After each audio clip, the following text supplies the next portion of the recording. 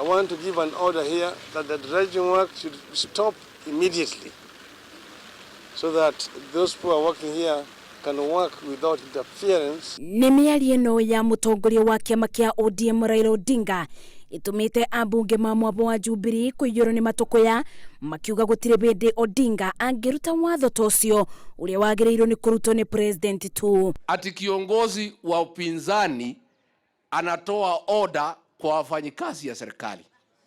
We are asking civil servants to ignore such orders.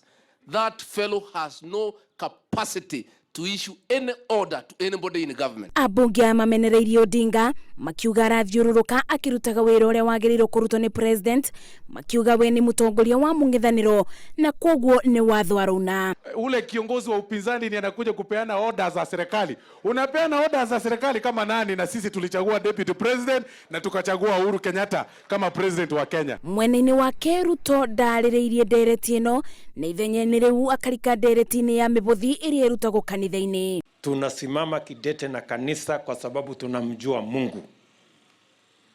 Hatukuji kanisani kwa sababu ya askofu ama pasta.